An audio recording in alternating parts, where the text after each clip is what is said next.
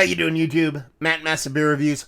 Back with yet another review. A little bit of clam time in the form of Ecliptic Brewing and Firestone Walker. This be their Hazy Double IPA. Yeah, part of their Cosmic Collaboration Series. This is the second one I'm doing from them. The first one was a collab with Brooklyn Brewing, and I believe it was a tangerine wheat or tangerine saison. I believe it was tangerine. It was something along those lines. The fruit portion came off very synthetic for me. It just didn't really land for me. Didn't really resonate for me. But I'm kind of interested to dive in this one because it's a beast hazy double IPA. It doesn't really talk about much. Let's see, what else does it have in here? Sublation of our passage through this awesome star. They talked about doing collaborations. They're doing, I believe, 5 collaborations, hence the whole 5 years, 5 beers kind of thing. And this is with Matt Brindleson from Firestone Walker. To see a base hazy. And Ecliptic, you know, their phaser is pretty fun. They do some fun stuff when it comes to hazy beers. I'm kind of excited to give it a whirl. Let's dive into it. See what she's got. This comes from Ecliptic. They send pretty much anything I do Ecliptic-wise, they essentially send it off. I don't know if I've ever done anything non-sent from these guys, so we'll see what's what. If you're talking about a kind of 16.9 ounce bottle, I believe this is. I don't think this is 500 milliliter, which is kind of weird to see in a bottle, but in the can it's not that weird. But that, my friends, that looks like a hazy IPA. Rich orange, corduroy, kind of a khaki colored, tight, compact, creamy kind of head to her. So she looks the part of a big old hazy. We're off to a good start. Let's get a nose.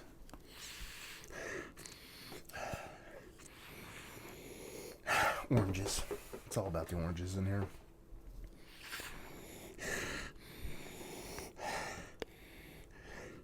And that's pretty much it. There's not a big, huge sweetness to it. There's not a bit bittering to it, really much at all. It's just a soft, semi-sweet kind of orange juice vibes. Done and done. Not necessarily a bad nose. A little bit paltry. What's the ABV in this? Talking about a double IPA. I know they put them on here. I just can't fucking find it. 8% alcohol by volume. So, yeah, not a huge beer, but at the same time, 8%. Just take a sippy poo. Cheers.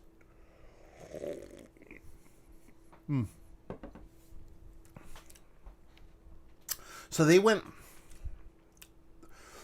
it tastes like they went, or they're reaching for the devoid of all bitterness route. You do get a soft bitterness on it. Very generic, soft, fluffy, creamy kind of bitterness on it. But it's not overly impactful. Each sip a little bit more. So it tastes like they tried to push down all bitterness.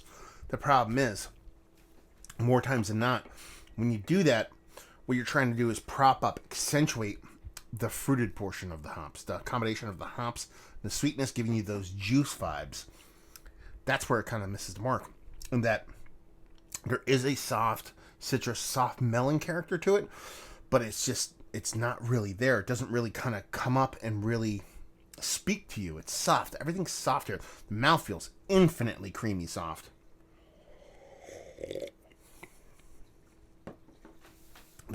The inkling of bitterness is soft. The dryness is soft. That melon kind of citrus thing is soft. It just doesn't rise to double IPA status. I know I'm the poster boy for bitching about wanting impact at lower ABV beers. That's pretty much the hill I'm going to die on forever and ever, especially when it comes to hazy IPAs. We're talking about an 8% IPA here, double IPA. And I've had beers that taste exactly, I shouldn't say exactly, very close to this as far as flavor and impact at sub 5%, but it's 8%. So there's a nice rich creaminess to it. You get this kind of little blip of bitterness, a little blip of that tangerine richness, that citrus richness, and a blip of sweetness, and that's pretty much it. It's not even like one of those beers where I've talked about in the past. Some beers have this kind of void in the middle. Usually it comes, Civil Society comes to mind, Bearded Iris comes to mind.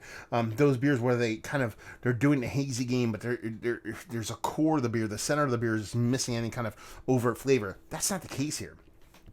The flavor is broad. It's kind of throughout the whole beer, and your whole palate gets coated with it.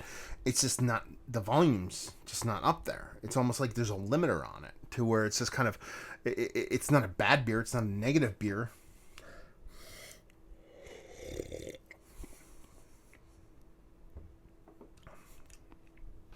It's just, the flavors you get are fun. It's what I want in a hazy. It's balanced between the bitterness and the hazy is quite perfect when it comes to New England Northeast style IPA. It's the volume's turned down to way too low for double IPA. You give me this at 5.5, 4.5. I'm like, you know what? This is pretty good. I'd crush this all fucking day. 8%. That's where it kind of misses the mark. You have to keep that in mind, though. That's the thing. You know, some people get off on that. Get off on the hidden alcohol portion of the show. And that's fine. And I get it. And I understand that. But I want a relative direct correlation between ABV and impact, at least going into one direction. I love that impact with lower ABV, but yeah, I'm not going to get on that soapbox. I do it quite often. I purposely want to get away from it, but it's just, it's tasty, it's fun, it hits notes I want to hit. It just doesn't hit the notes as loud as I think they should be hit for its style and ABV and what it's trying to do. Let's put it that way. So let's talk about it. Is it one of the better double IPAs I've had as late? I'd still kind of put it into that conversation, just eke it in there, because that mouthfeel is fucking fantastic.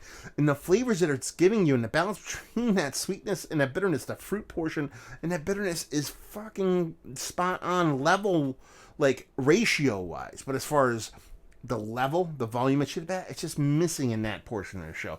But the mouthfeel is just, that's worth it alone just to give it a whirl. Value and availability, no idea. They send stuff to me and leave you with, if you like what, will you like this? If you like New England style hazies and you want something that'll get you fucking turned, but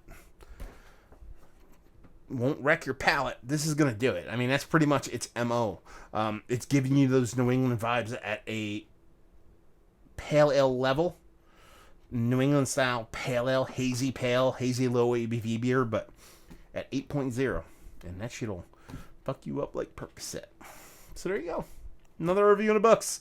Down there if you want to talk about it. Massive Beers if you want to check me out doing the social media stuff. Beer Massive if you want to check me out doing the whole podcasting thing. And hopefully you guys enjoyed the review. Hopefully you're enjoying a little bit of a collaboration hazy right now, and hopefully see you next time. Cheers.